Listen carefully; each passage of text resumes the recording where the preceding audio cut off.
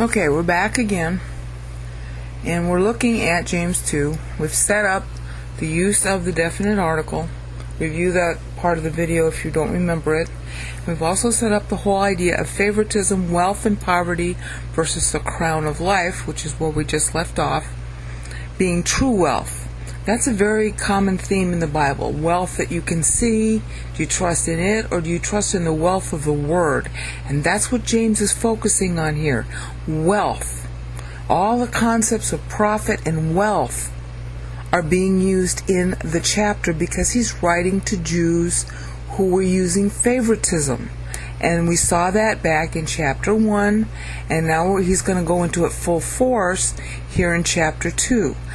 That's the first principle of hermeneutics. Let the Bible tell you what it's talking about. Don't impose your meaning on the text. So people who are using James 2 to talk about salvation and whether you're saved obviously prove that they don't care about the Bible, because the letter is addressed to believers who are already saved, and James is talking about maturation in the Word. He is not talking about salvation. Similarly, in James chapter 2, he's talking about true wealth to get that crown of life that we just saw, versus trying to get worldly wealth. Alright? So we know right away that James 2 is going to be talking about wealth. He's not talking about salvation. He's talking about post-salvation wealth, begging the question of wealth. What constitutes real wealth? And therefore, what constitutes real works?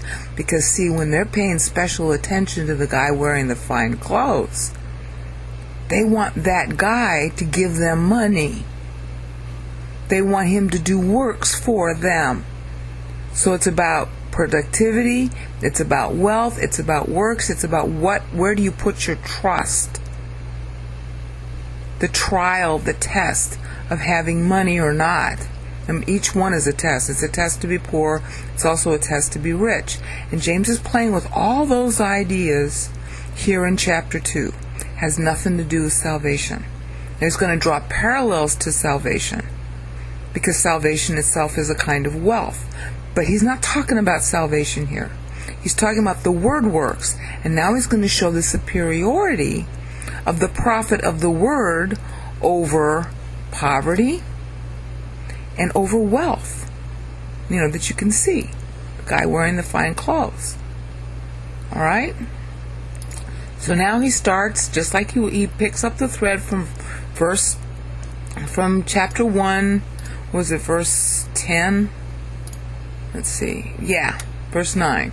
See, this is his context now in 2. If you're poor, glorify your wealth, because your wealth is in the future, in God. And if you're rich, glorify in your humiliation, because your wealth is really in God. Okay, because this wealth here down here is like flowering grass. Actually, he's talking about a vapor trail, but I don't have time to get into that. Let's just go back to chapter 2. The pastor spent a lot of time on this. That's why I know it so well. Okay, so we're talking about comparative wealth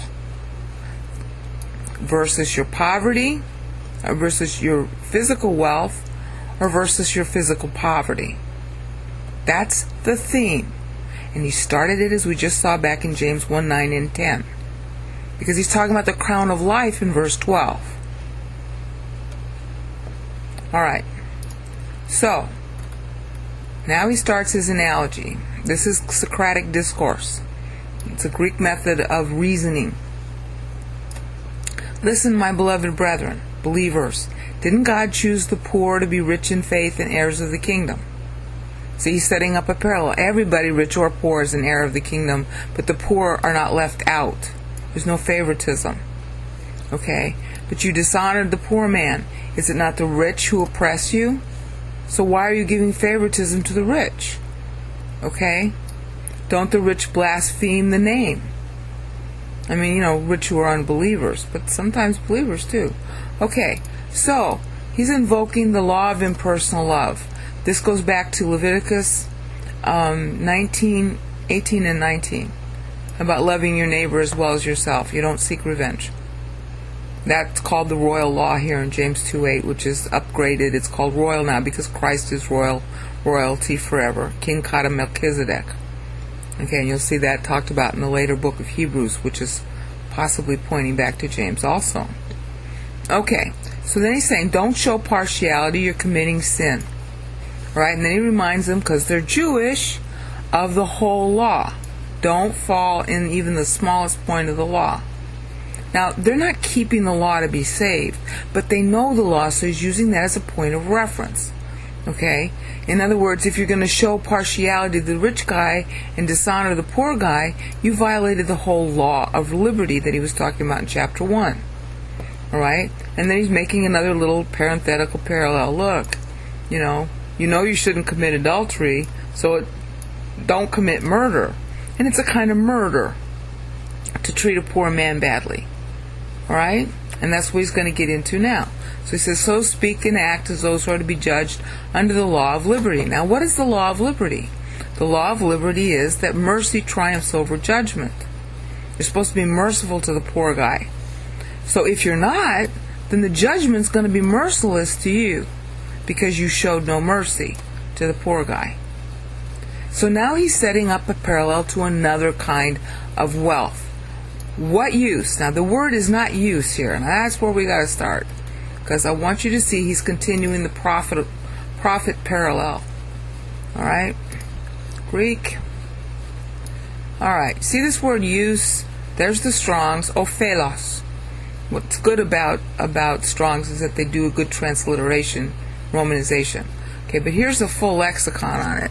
Now look at this. All right, it's such a well-known word that they don't even have to elaborate on it much. What's the advantage? See, it's saying here, what use is it? Oh, wait a minute, let me pull this down so you can see other translations too, because some of you people are really crazy about what translation you use when all of them fall short of the original. See, what good is it? What does it profit? King James wins here because that's really the meaning of the word. Okay? See, this is Young's literal translation. That's a literal translation. What's the profit? And we know that because when we look at ophelos, here in the lexicon at the bottom, it's the advantage, the profit. Okay, what it means is that you invest in something and you are to get a yield, increase. It comes from ophelao. Ophello. All right? In other words, when you go to invest in something, you have to figure out what kind of yield it's gonna give you. It's a financial term. All right? If you go to college, you're going to invest a certain amount of money going in college. How much more money would you earn after you got out as a result of having that degree? It's about investment yield. Okay? Investment terms are usually poorly translated in English. That's why they're taking all the money value out of it in the NASB, because that's politically sensitive, so they turn it into the word use. Okay, what good is it? And King James is smarter here. Profit. That's exactly what it's talking about. All right, so what we've seen is, and Bauer Danker is the same thing. I mean, that's where I'm showing you the increase. Okay, the advantage, the monetary advantage primarily. Okay, what's the monetary advantage? All right, so right now we're talking about what's the monetary advantage of what? Faith. The word in you. The word. Does the word profit? It's not talking about you believing. It's talking about the word you believe that's now sitting in you as an investment in you. Remember, you are the fruit, not what you do. That was back in verse 18. We are the work. We are the first fruits. God is investing His word, which is a replication of His Son's thinking, in us. You're the fruit, not what you do.